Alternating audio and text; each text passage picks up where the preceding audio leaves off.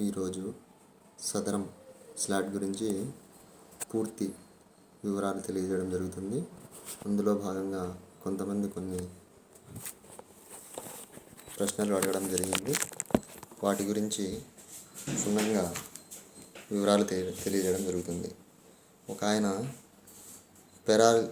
Paralysis ఉంది, డైరెక్ట్గా వెళ్ళి పెన్షన్ అప్లై చేసుకోవచ్చా అని అడుగుతున్నారు. అంటే నో అని సమాధానం. ఎందుకంటే మొదట పెరాలసిస్ ఉందని సదరం సర్టిఫికేట్ అప్లై చేసుకున్న తర్వాత ఆ సర్టిఫికేట్ తీసుకుని సచివాలయాలు వెళ్ళాల్సి వస్తుంది. ఇంకో ప్రశ్న, ఎంత శాతం ఉంటే పెన్షన్ వస్తుంది అని అడుగుతున్నారు. 40% దానిపైన. ఇలా చాలా క్వశ్చన్లు అడగడం జరిగింది. వాటన్నింటిగాను మొత్తం సమాచారము సదరం సర్టిఫికేట్ అనగా అంగవైకల్యం వికలాంగ ధృవీకరణ పత్రం గురించి తెలియజేయడం జరుగుతుంది. విషయం, సదరం అంటే అంగవైకల్యం కలిగి ఉండడం.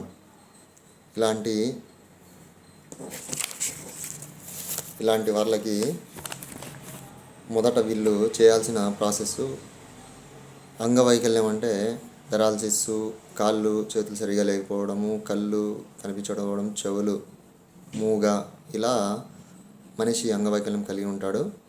వారు మొదట మీ సేవా కేంద్రాలలో కానీ దగ్గరలోని సచివాలయాల్లో కానీ వెళ్ళి సదరం స్లాట్ బుక్ చేసుకోవాలి. ఆ సదరం స్లాట్ గవర్నమెంట్ వారు ప్రతి జనవరిలో వదులుతారు. ఈసారి కొన్ని కారణాల వల్ల ఏప్రిల్ 1వ తేదీన వదిలారు.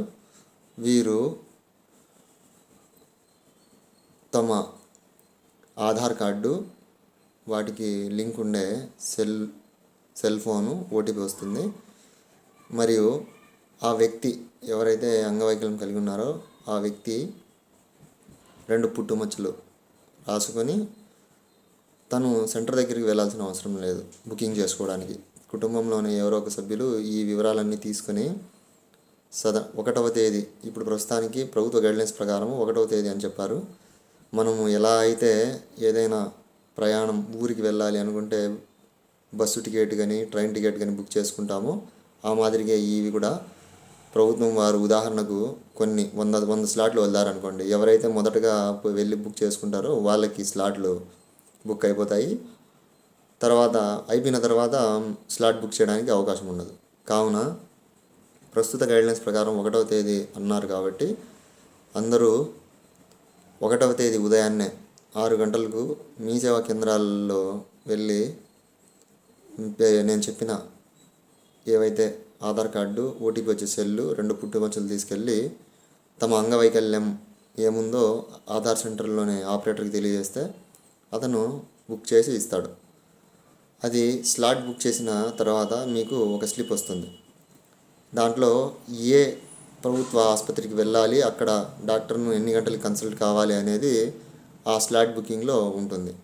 దాని ప్రకారము ఆ రోజున ఆ పత్రం, ఆ పేపర్లో, స్లాట్ బుకింగ్ పేపర్లో అయితే వచ్చిందో ఆ పేపరు, దానికి మీ దగ్గర ఏమైనా రుజువులు ఉంటే, ఇంకా మీరు హాస్పిటల్లో చూపించుకొని ఉంటారు, ఆ స్లిప్పులు అవన్నీ తీసుకొని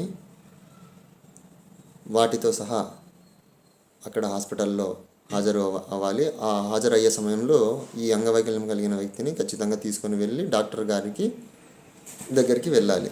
ఆయన పూర్తిగా ఆయన ఏదైతే అంగవైకల్యానికి పెట్టాడో, కళ్ళు సరిగ్గా కనిపించడం లేదు, చెవులు సరిగ్గా వినిపించడం లేదు, కాళ్ళు సరిగా లేదు, చేయి సరిగా లేదు, పెరాలసిస్ అని పెట్టింటారో ఆ విభాగానికి చెందిన డాక్టర్ గారు మొత్తం పరిశీలించి ఆయన తన లాగిన్లో ఓకే చేస్తారు.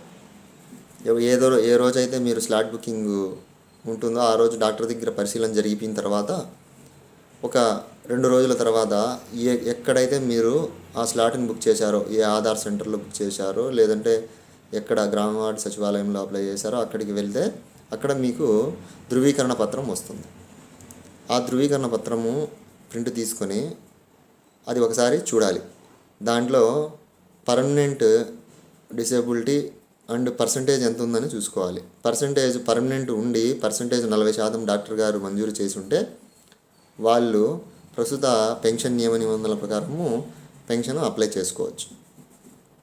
ఇది ఈ సదరం సర్టిఫికేట్ అనేది కేవలం ఎవరైతే పెరాలసిస్, కాళ్ళు చేతులు కళ్ళు చెవులు ఈ మాదిరిగా ఫిజికల్ ఫిట్నెస్ ఉండరో అట్లాంటి వాళ్ళకు ప్రభుత్వం తరపు నుంచి 6,000 రూపాయల పెన్షన్ మంజూరు అవుతుంది. పర్మనెంట్ డిసేబిలిటీ ఉండాలి. దాంతోపాటు ప్రస్తుత నిబంధనల ప్రకారము 40% పైబడి ఉండాలి. ఇక కొంతమంది దీంట్లోనే కొన్ని క్వశ్చన్లు అడిగారు. 15,000 పెన్షన్ ఎలా అప్లై చేసుకోవాలి సార్? దానికి కూడా సదరం సర్టిఫికేట్ అంటే అది పెరాలసిస్కి సంబంధించింది డిఎంహెచ్ఓ ఆఫీస్లో అప్లై చేసుకోవాలి. ఇంకా డిఎంహెచ్ఓ ఆఫీస్లో ఇతర రకాల కుష్టు వ్యాధికి సంబంధించిన పెన్షన్స్ అట్లాంటి ఆరోగ్యపరమైన సమస్యలు ఉండేవారికి డిఎంహెచ్ఓ ఆఫీస్లో పెన్షన్ అప్లై చేస్తారు. అక్కడ కూడా అర్హతలు నియమ నిబంధనలన్నీ చూస్తారు.